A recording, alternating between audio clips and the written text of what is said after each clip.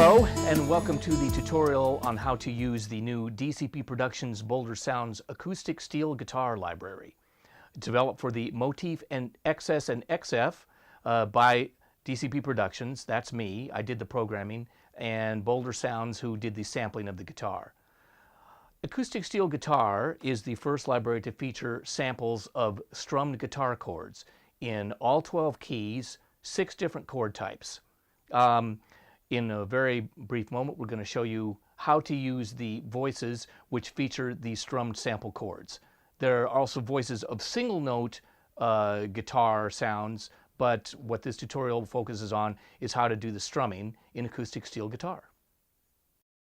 Okay, so we're going to start with the strummed voices, which begin in the B bank in either user 4 of the Motif XF or user 3 of the Motif XS. Right now, as you can see, we're on a Motif XF. So we're in user 4, voice B1, and I'm just going to play a little bit. You can watch my fingers as I play a basic strum pattern using different chord types.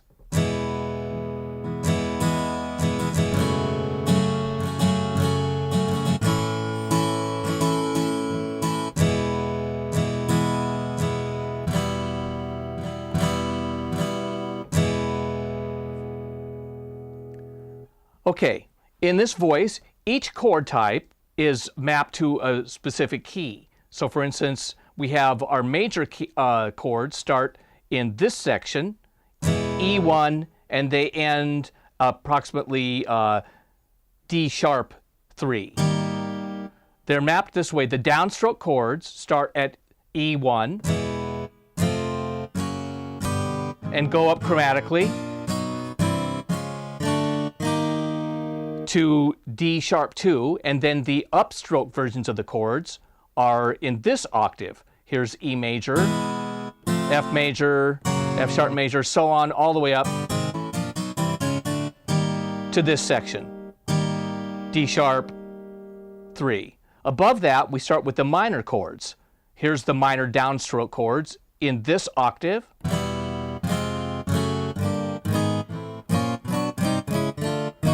Up to there, and then the minor upstroke chords start in this octave.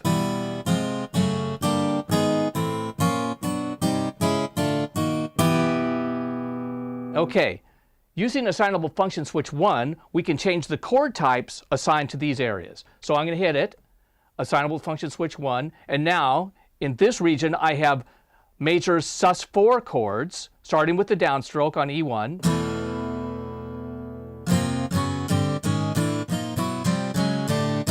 And then the upstroke sus4 chords start, and they're in this octave.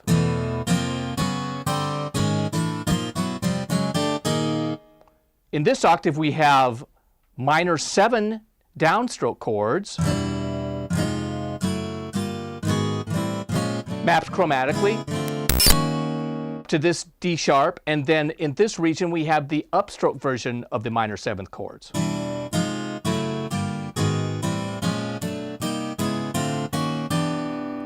Hitting assignable function switch 1 again turns it off, and I'm back to the original set of chords. There's the major, and there's the minor. You can write an awful lot of songs using just major, minor, sus4 chords, and minor 7th chords. So the next point that I want to make is that there are 2 different kinds of strums, a downstroke and an upstroke. When a guitar player strums, they usually alternate between the downstroke and the upstroke. A downstroke is when the guitar player takes the plectrum or their pick and they strike down on the strings towards the floor, away from them. In this case, the lowest note of the chord is the first one to sound, and the highest note of the chord is the last string to sound. When an upstroke chord is played, it's exactly the reverse. The guitar player takes his pick and he pulls up across the strings towards him, away from the floor. In this case, an upstroke chord will sound the highest note of the chord first and the lowest note of the chord last. You can clearly hear the difference between the downstroke E major and the upstroke E major. alternating between the two of them, I'm just going to use my thumbs to play, my left thumb will play the major chord, my right thumb will play the upstroke major chord. And I alternate between the two to create an effective strum.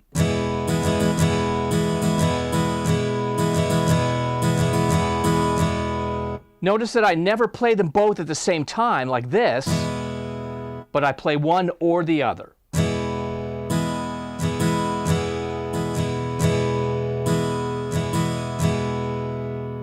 That's how you do the strums.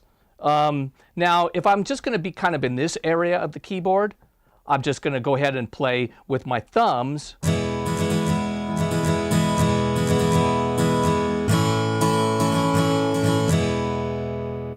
I could also do that if I was just going to be up in this area, the minor part of the keyboard.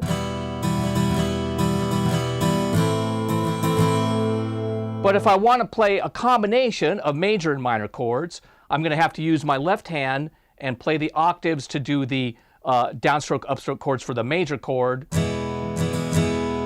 and then my right hand to do the downstroke and upstroke for the minor chord.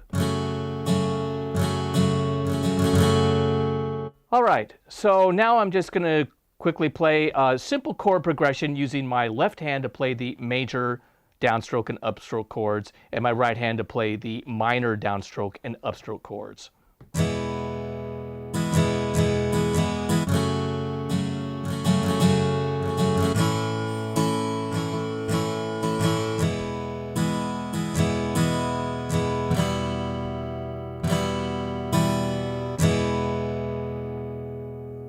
Now let's say that I was gonna, I wanted to end my song with the minor, and then I wanted to add a suspended major chord on the B.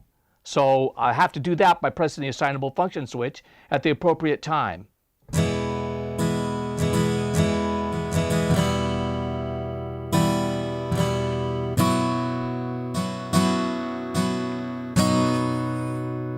Now you notice that I actually had time. I gave myself time to move back to the major chord from the suspended.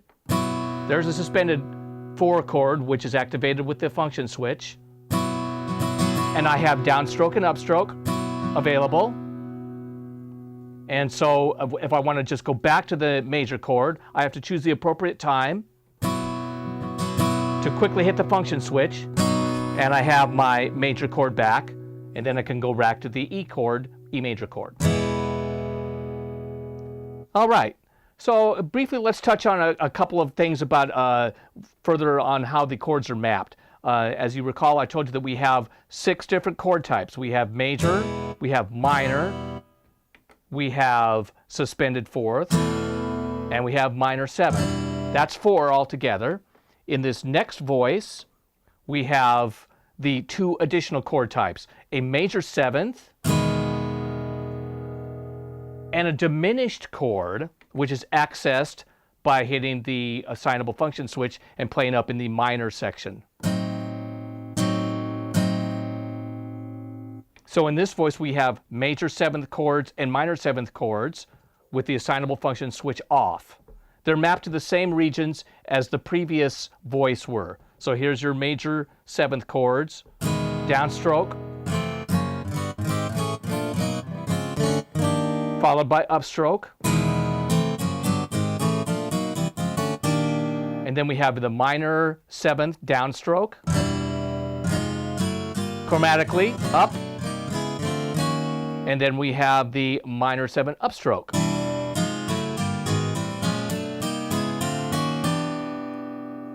Hitting the assignable function switch turns this region into a major chord, and this region into a diminished chord. Now, an interesting thing about it is that in music, a diminished chord can usually lead to a major chord because it's what we call a passing chord. So, if you have the assignable function switch on, and I happen to play an A diminished chord up here, I can leave the assignable function switch on and resolve to the E major, which is musical. And so this voice is kind of conveniently mapped out that way. So that's all the chord types that we have. So going back to this B1 voice, let's touch briefly on playing technique, specifically velocity sensitivity. The chords, of course, are all triggered by just hitting a single key, which is the root of the chord that you want to play. And if you're going between, alternating between downstrokes and upstrokes, for instance, I'm going to be on A major, upstroke, and downstroke and upstroke. It's more realistic to just play them with some kind of degree of velocity control. That sounds realistic. That's kind of like what a guitar player would do. Don't stab them with the same hard velocity all the time,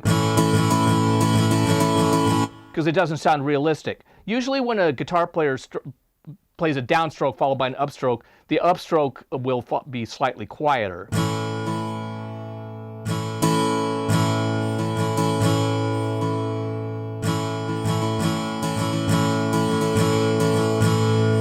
Unless he starts with an upstroke followed by downstroke.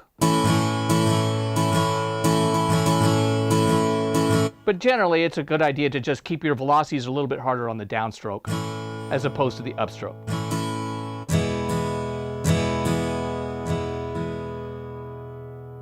Okay, now I'd like to explain what is the difference between each of the chords for each of the keys. Well, unlike a keyboard where you play an E major and then to play an F major, you just F major triad, you just move your fingers up a half step. When a guitar player plays an E major chord and he follows that with an F major chord, he actually has to revoice the F major chord by playing a different set of strings. This produces not only a different tonality, but it also produces different sympathetic resonating action between the strings he's playing. Each one of these keys features a chord played and voiced just like the guitar player would play it, because he actually is recording of a strummed chord.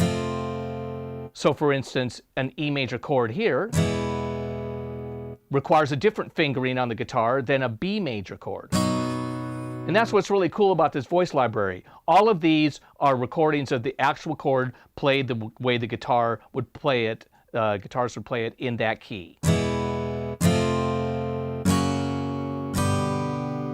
They're all voiced authentically, as opposed to what you would do if you were a keyboard player and just playing these different chords on a piano.